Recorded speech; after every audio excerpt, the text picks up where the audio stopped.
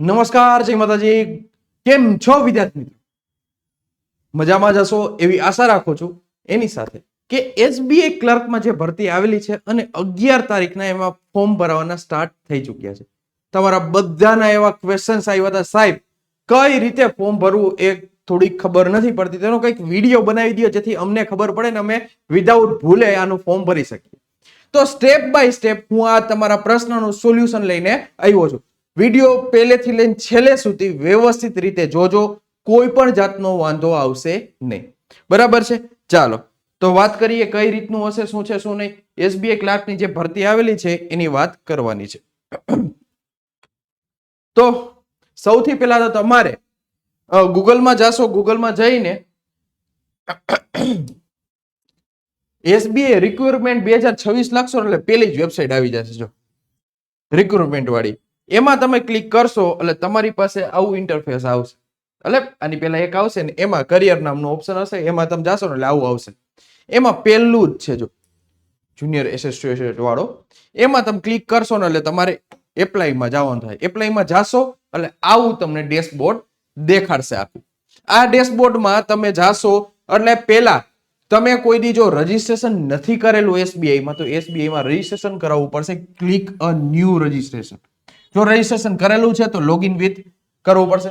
હવે તમે રજીસ્ટ્રેશન નથી કર્યું તો આપણે ત્યાંથી જ પ્રોસેસની શરૂઆત કરશી, કેવી રીતે શું કરવું. તો પેલા રજીસ્ટ્રેશનની વાત થશે તો રજીસ્ટ્રેશનમાં તમારી બેઝિક બધી ડિટેલ માંગશે કે તમારું નામ શું છે, તમારા 10માના માર્કશીટ ઉપર જે તમારું લખેલું છે, જેમ અટક પેલા હોય તો અટક, નામ પેલા હોય નામ, એ પ્રમાણે first name, second, middle name. જો અહીંયા તમારું નામ, અહીંયા કન્ફર્મ નામ કરવાનું, પાછું મિડલ નેમ કન્ફર્મ કરવાનું. એ કર્યા પછી તમારું લાસ્ટ નેમ, જે અટક હોય તો અટક ને પપ્પાનું નામ હોય તો પપ્પાનું નામ. આ રીતનું તમારે કરવાનું થશે. એટલે જેવું તમે અહીંયા કરશો ને આખું નામ તમને અહીંયા શો કરશે કે જાણ કે કોઈ પણ નામ આપેલું છે યશદીપસિંહ ગોયલ, તો આ વસ્તુ તમને દેખાડશે. પછી તમારો મોબાઈલ નંબર, એ જ મોબાઈલ નંબર કન્ફર્મ. આ મોબાઈલ નંબર તમને ઓટીપી આવશે, એટલે ખાસ કરીને યાદ રાખજો કે આ નંબરમાં કોઈ પણ જાતનો વાંધો ન આવે. અલ્ટરનેટ મોબાઈલ નંબર દેવાનું થશે, ઈમેલ આઈડી દેવાનું થશે. ઈમેલ આઈડી પણ સાચું લખજો, એમાં પણ ઓટીપી આવશે. ડોમેન નેમ દેવાનું અને કન્ફર્મ ઈમેલ આઈડી કરવાનું. ઈમેલ આઈડી, ફોન નંબર, બે વસ્તુ જે ચાલુ સિચ્યુએશનમાં હોય એવા દેજો, જેથી ઓટીપી તમને ટાઈમ ટુ ટાઈમ મળી રહે. ઓટીપી વગર તમે રજીસ્ટ્રેશન નહીં કરી શકો. પછી અહીંયા કેપ્ચર કોડ તમે નાખશો અને સેવ અને નેક્સ્ટ કરશો ને એટલે તમારે ઓટીપી ની જે પ્રોસેસ થશે એ આ પ્રકારનું પેલા ક્લિક અહીંયા કરવાનું કે જે વસ્તુ આપી છે બધી સાચી છે કે ઓકે કરી અને આગળ વધવાનું. એટલે ઓટીપી ની પ્રોસેસ થશે. પછી સેન્ડ ઓટીપી કરશો, અહીંયા સેન્ડ ઈમેલ આઈડી કરશો, અહીંયા કેપ્ચર કોડ નાખશો ને એટલે સેવ નું તમારી પાસે આવી જશે. સેવ નું આવશે એટલે પછી તમે એ કરશો અને સેવ એન્ડ નેક્સ્ટ કરશો એટલે એ તમારી પ્રોસેસ. ઓટીપી આવ્યો હોય તો ઓટીપી બે નાખી દેવાનું. ઓટીપી નાખ્યા પછી હવે તમારે ફોટોને સાઇન આવવાની છે. ફોટોને સાઇન અપલોડ કરવાની છે. એક તમારે નોર્મલી કરવાની છે, જે તમારો પાસપોર્ટ સાઇઝ ફોટો એનો ફોટો પાડી અને સાઇઝમાં કરવાની છે. Passport size photo 4.5 centimetre into 3.5 સેન્ટીમીટરમાં કરવાનું છે. વ્યવસ્થિત રીતે કરી અને તમારે પેલા અપલોડ કરવાનો થશે. અપલોડ કરશો, બ્રાઉઝરમાં જઈને અપલોડ કરી શકશો. બરાબર છે? અપલોડ કર્યા પછી બીજી પ્રોસેસ કે બે રીતે થશે. એક તો જો તમે લેપટોપમાં એમાં ભરશો તો લાઈવ કેમથી તમે ફોટો પાડીને રાખી શકશો, અને તમે લેપટોપમાં નથી ભરતા, બરાબર છે, તો તમારા QR સ્કેન કરી મોબાઈલમાં તમે ફોટો પાડી શકશો. પણ લાઇટિંગ વાળી જગ્યાએ પાછળ બેકગ્રાઉન્ડમાં કઈ બીજું ન આવતું એવી જગ્યાએ વ્યવસ્થિત ફોટો પાડી કેપ્ચર કરી અને ફોટો અપલોડ તમે કેપ્ચર જેવો મોબાઈલમાં કરશો ને 10 સેકન્ડમાં એ વસ્તુ અહીંયા આવી જશે. બરાબર છે? અને જેવું એ થઈ જાય પછી અહીંયા બે જગ્યાએ ક્લિક કરવાનું ભૂલવાનું થતું નથી. ત્યાં ક્લિક કરશો, બરાબર છે, અને પછી આગળ વધશો એટલે સાઇન નો વારો આવશે. સેમ ટુ સેમ સાઇન નું પણ એ જ રીતે કરવાનું છે. સાઇન પણ અપલોડ કરવાનું થશે. વ્હાઈટ પેજમાં બ્લેક પેન થી કરો કે બ્લુ પેન થી કરો, વ્યવસ્થિત કરીને એ અપલોડ કરી દેવાની અને આઈ કન્ફર્મ કરી દેવાનું. કન્ફર્મ થઈ ગયું એટલે સેવ અને નેક્સ્ટ. પાછું સેવ અને નેક્સ્ટ કરશો પછી તમારી બેઝિક ડિટેલ એજ્યુકેશન વાળી આપવાની રહેશે. હવે એજ્યુકેશન ની આવશે ને બધી આવશે. પેલા બેઝિક ડિટેલ સર્કલ કયામાંથી કે તમે ગાંધીનગર રિજિયન માંથી આવશો તો અહીંયા ક્લિક કરશો એટલે ગાંધીનગર આવશે. પછી તમારે દેવાનું થશે. ગાંધીનગર આપી દીધું અને પછી તમારે શું, કયું સિટી, ટૂંકમાં કયું રાજ્ય લાગે, સ્ટેટ લાગે, ગુજરાત, તો ગાંધીનગર ને ગુજરાત અહીંયા આપવાનું. લોકેશન તમારું કયું ઈજ છે, લોકલ જ છે તો યસ દેવાનું, નકર નો દેવાનું. તમે બીજામાં ભરતા હોય તો નો દેવાનું. પછી કેટેગરી આવશે. General, EWS, OBC, SC, ST જે લાગુ પડતી હોય એ પ્રમાણેની કેટેગરી લાગવાની. જો સબ કેટેગરી હોય તો સબ કેટેગરી તમે નાખી શકો છો. બરાબર છે. અને તમે એ કરશો એટલે તમારે જો ઓબીસી ને એસટી હશે તો તમારે નોન ક્રિમિનલ ઇંગ્લિશમાં દેવાનું થાય એ વસ્તુ રાખવી પડશે. બરાબર છે. એ કરશો એટલે જો તમે એસબીઆઈ માં ટ્રેનિંગ લીધેલી હોય તો યસ દેવાનું, નકર નો દેવાનું. બેઝિકલી બધા એસબીઆઈ માં ટ્રેનિંગ નો લીધી હોય તો નો જ દઈ દેવાનું હોય. નો ઉપર ક્લિક કરી દેશો. બરાબર. બાકી જો આપ્યું હોય તો એનો ટાઈમ પીરિયડ ને એ બધું તમારે એડ કરવાનું થશે. જો તમે ડિસેબલ છો, કેટલા ટકા છે, 40% અબાવ ની આજુબાજુ હોય તો યસ દેવાનું, નકર નો દેવાનું. સિમ્પલ જ વસ્તુ છે. ડિસેબિલિટી ની વાત કરે છે. ડિસેબિલિટી ની વાત કર્યા પછી તમે કયું આવશે કે તમે ગવર્મેન્ટમાં કે એક્સ સર્વિસમેન ને તમે કોઈ પણ બીજી ગવર્મેન્ટ જોબ કરો છો તો આ બધી ડિટેલ ફિલ કરવાની થાય. બાકી બધામાં નો કરવાનું થશે.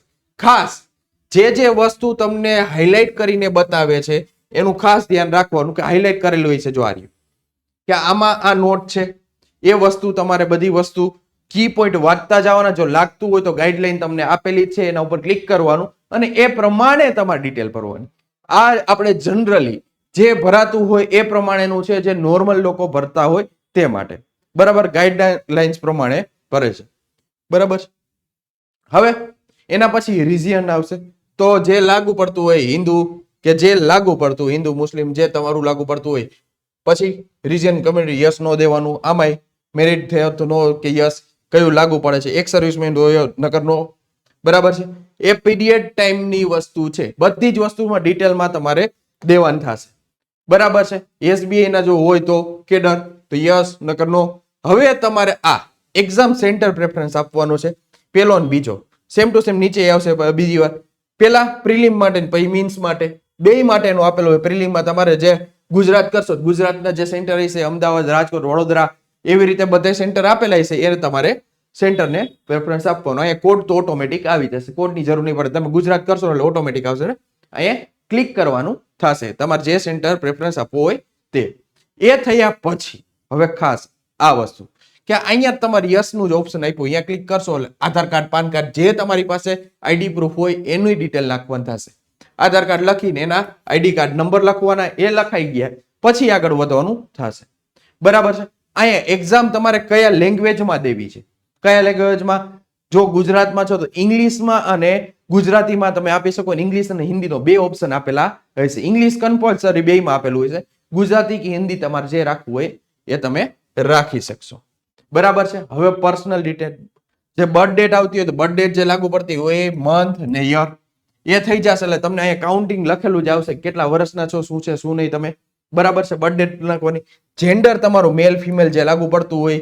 ટ્વિન્સ બ્રધર છો કે બ્રધર સિસ્ટર હોય તો યસ દેવાનું, નકર નો દેવાનું. સિમ્પલ. તમારું જેન્ડર જો ટ્વિન્સમાં હોય તો પછી તો નામ દેવાનું. પછી આધાર કાર્ડ નંબર દેવાના. આધાર કાર્ડ દેવાનું તો કન્સલ દેવાનું કે હા યસ.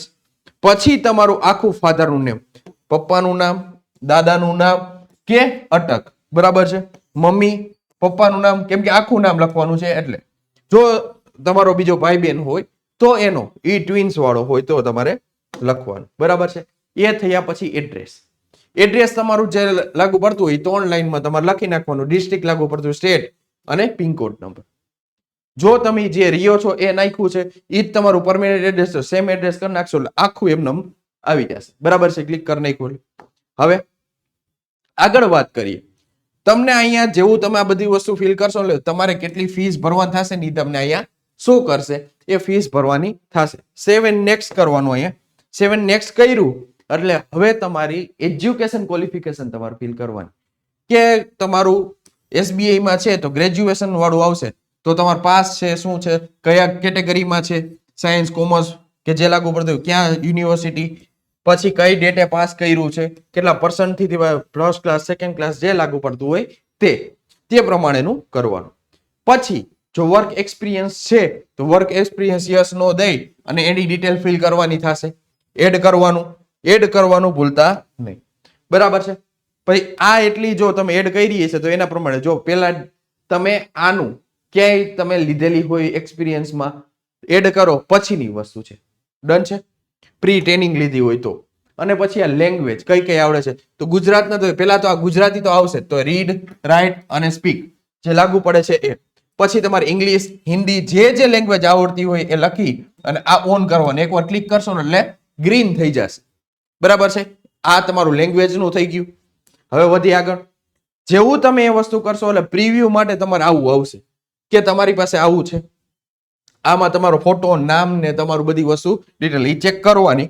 લાસ્ટમાં તમે કન્ફર્મ કરવા જશો ને એટલે તમને આવું બતાવશે. આઈ કન્ફર્મ નું ઓકે કરશો એટલે હજી એક તમને કન્ફર્મેશન આપશે કે ફાઇનલ કન્ફર્મ કરવા માંગો છો. ઓકે, શ્યોર, ડન છે. એ કર્યો એટલે તમારે પછી લાસ્ટ ડોક્યુમેન્ટ તમારા રાઈટ અને લેફ્ટ થંબ બેયની પ્રિન્ટ લઈ અને વ્યવસ્થિત ડોક્યુમેન્ટ અપલોડ કરવાના થશે. રાઈટ અને લેફ્ટ થંબ બેયના ઇમ્પ્રેશન લઈ પ્રિન્ટ કરીને જે ક્રાઇટેરિયા આપ્યો છે ને એના પ્રમાણે અપલોડ કરવાનો રહેશે. પેલા એક પેજમાં લઈ લેવાનું હોય. જો તમારી પાસે થંબપેડ હોય તો એમાંથી લઈને પછી મારી અને પછી ફોટો કેપ્ચર કરીને એ અપલોડ કરી શકો છો. નો હોય તો દેશી છે કે બોલપેન હોય લઈ લેવાની, ઘઈ નાખવાની હાથમાં અને પછી મારી દેવાની અને પછી ફોટો પાડી અને પછી અપલોડ કરવાનો. જે ક્રાઇટેરિયા કીધો છે તે પ્રમાણેનો. બરાબર છે. અને પછી કોડ નાખી દેવાનું, સેવ અને નેક્સ્ટ. આ લાસ્ટ સ્ટેપ છે જે તમારું કમ્પ્લીટ થશે. પછી તમારે ફી પેમેન્ટ સિવાય કાંઈ બાકી રહેતું નથી. આ શ્યોર કરી દેવાનું. ફી પેમેન્ટ નું આવશે ઓપ્શન તરત જ. એટલે ફી પેમેન્ટ તમારી જે લાગુ પડતી હોય એ કરી દેવાની. ફી પેમેન્ટ થઈ ગયું પછી તમારું ફોર્મ પૂરેપૂરું થાય અને તમે પ્રિન્ટ પણ કાઢી શકશો. આ બધી વસ્તુ કમ્પ્લીટ થયા પછી તમારું ફોર્મ કમ્પ્લીટ થશે. જે સ્ટેપ કીધા, જ્યાં ધ્યાન રાખવાનું કીધું છે એ બધી જ વસ્તુ ધ્યાન રાખજો જેથી કોઈ પણ જાતનો વાંધો તમને ન આવે. બરાબર છે. આવી અવનવી અપડેટ જાણવા માટે રહીને ને તમે કોઈ પણ જાતનું તકલીફ પડે છે તો આ આપણા હેલ્પલાઇન નંબર છે એમાં કોલ કરી તમે જાણકારી મેળવી શકો છો. પ્લસમાં જો તમારે આવી અવનવી નોટિફિકેશન સૌથી પહેલા આપણે જાહેરાત લઈને આવતા હોય છે તો તમારે જાણવા માટે આપણી આ લક્ષ્યમ એકેડમી ટેલિગ્રામ ચેનલ છે, લક્ષ્યમ એકેડમી ઓફિશિયલ, જેને જોઈન કરી લેજો જેથી તમે કોઈ પણ ભરતીની માહિતીથી અવગત ના રહ્યો. એવું ન બને એટલા માટે આને જોઈન કરી લેજો. મળશે આવા જ નવા સેશન સાથે. ત્યાં સુધી મને એટલે કે યશદીપસિંહ ગોયલને રજા આપો. જય હિન્દ, જય ભારત.